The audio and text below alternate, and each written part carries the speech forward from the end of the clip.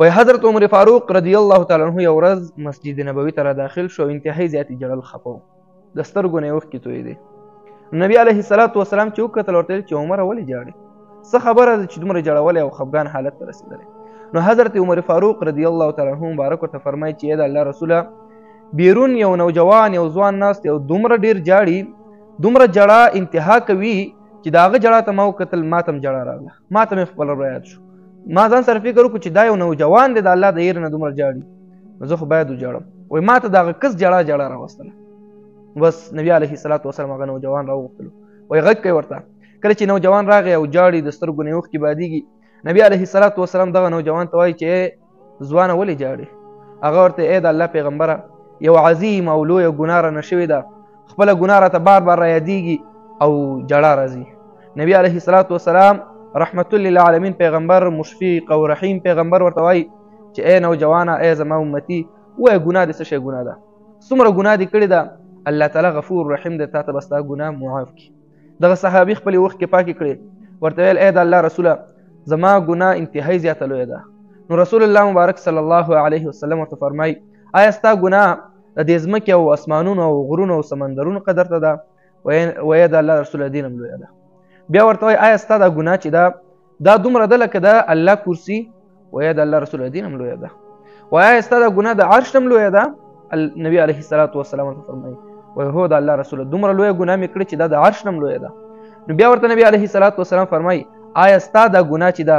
دا لویه ده او که د الله تعالی رحمت لوی دی؟ نو په دغه وخت کې ورته د صحابي مبارک فرمایي په ژړا شو چې ای د الله رسوله، د الله تعالی رحمت ډېر لوی دی، زما ګناه د الله د رحمت په مقابله کې هېڅ شی هم نشته،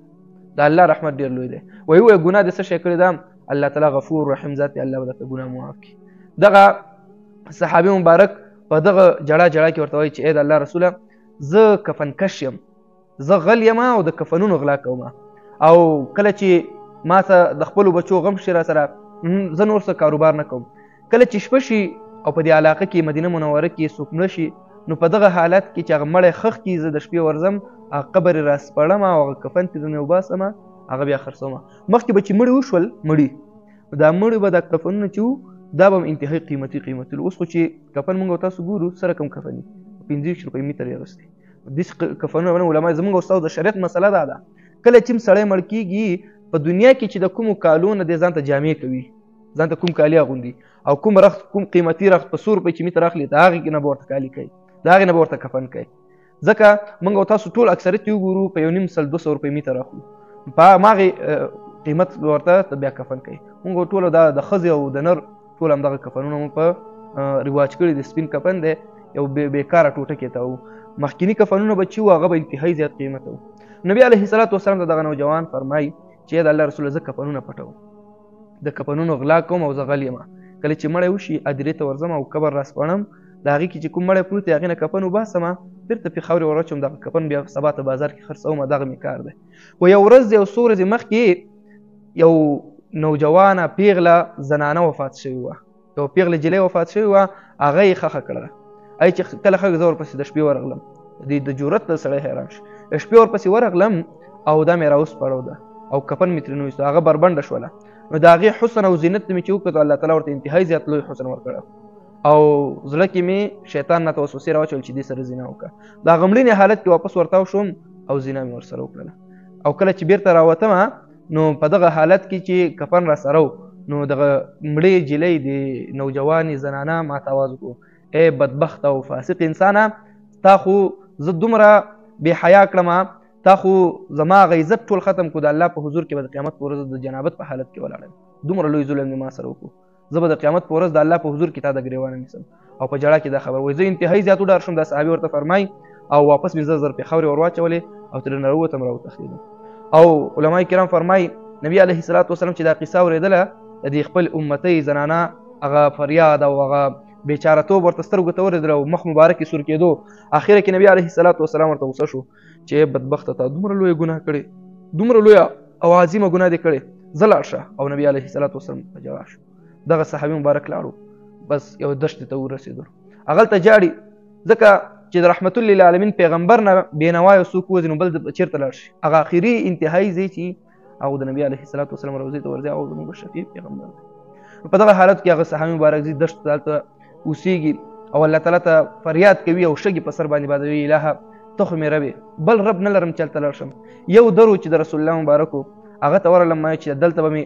توبه قبوله شي هغې ځای نه بېنوا او بې اسرې راووتلم الهه زه به اوس چاته سوال کوم او جاړي علما کرام فرمایي تر 40 ورځو پورې دې نوجوان وژړل ویې ژړل تر دې پورې 40مه ورځ کې بیا الله ته فرمایي الهه که زما توبه دې قبله کړې صحابه کرام او رسول الله مبارک دې خبر کړه دغه سوالونه بار بار کوي او وایي چې الهه که زما توبه دې نه قبله کړې د اسمان نه یو اور راولېږه ما دلته وسوځوه د آخرت او د جهنم اور ته زه نشم ټینګېدلی هغه ډېر سخت اور دی نو دغه دعاګانې کولې او جړې الله تعالی نه د مغفرت سوالونه کول نو په دغه حالت کې د الله تعالی غیرت او رحمت په جوش کې راغی او جبرئیل علیه السلام نبی علیه السلام ته راولېږلو ورته وایي جبرئیل علیه السلام نبی علیه السلام ته فرمایي ای د الله رسوله زه الله تعالی راولېږلم او تا نه څو پوښتنې کوي او وایي چې ته زما د محبوب نه پوښتنه وکړه چې آیا د مخلوق او د انسانان تا پیدا کړي دي که ما نبی علیه السلام ته فرمایي چې دا خو الله پیدا کړي دي زه خو د دې پیدا کوونکی نه یم و بیا پوښتنه کوي الله تعالی چې ته د دې ټولو مخلوقاتو رازق ته یې او که الله دی نو بیا ورته نبی علیه السلام فرمایي چې د دې رازق خو چې دی هغه الله دی زه خو د دې رازق نه یم بیا دریم ځل پوښتنه دې کوي و دا دومره مخلوقات چې ما پیدا کړي دي د دې ټولو د ګناهونو توبه قبلونکی زه یم او که ته بیا وایي چې دا خو الله دی زه خو توبه قبلونکی نه یم نو په دغه صورت کې جبرئیل علیه السلام نبی علیه السلام فرمایي چې ای د الله پیغمبره الله تعالی د هغې نوجوان توبه قبله کړې ده چې نن نه 40 ورځې مخکې تا ته راغلی و او هغه زنانه سره یې زنا کړې و الله تعالی ورته هغه ګناه معاف کړې ده ځکه هغه الله تعالی ته انتهایي زیات فریاد او جړا کړې ده الله تعالی نه یې بخښنه غوښتې ده نو بیا نبی علیه السلام هغه نوجوان پسې خلک ولېږل صحابه کرام یې پسې ولېږل هغه په دښته کې راویې غوښتلو کله چې راوغوښت دغه آیتونه نازل شول د 40مې سپارې قل یا عبادي الذین اسرفوا علی انفسهم لا تقنطوا من رحمت الله ای محبوبه زما بندګانو ته که تاسو په خپل ځان باندې اسراف کړی وي یا عبادي الذین اسرفوا علی انفسهم په خپلو ځانونو اسراف کړی او انتهایي په ګناهونو کې دننه یئ لا تقنطوا من رحمت الله زما د رحمت نه مه ناامیده کېږئ پوه شوې زما د رحمت نه مه ناامیده خو دا صحابي مبارک یې راوغوښتلو صحابه کرامو پسې په منډه منډه ورغلل کله چې راوغوښتلو نو د شپې حالت د سحر مونځ وخت رانږدې و په دغه وخت کې نبی علیه السلام مونځ کولو څوک مختلف آیتونه یادوي څوک وایي چې نبی علیه السلام په مانځه کې دا آیتونه ویل چې الهاکم التکاثر دا آیتونه ویل او څوک وایي چې ولمن خاف مقام ربه جنتان دا آیتونه ویل څوک نور یادوي دا آیتونه د نبی علیه السلام سهار مانځه کې ویل چې څوک د الله د رضا لپاره د الله نه وډار شو الله تعالی به هغه ته 2 جنت ورکړي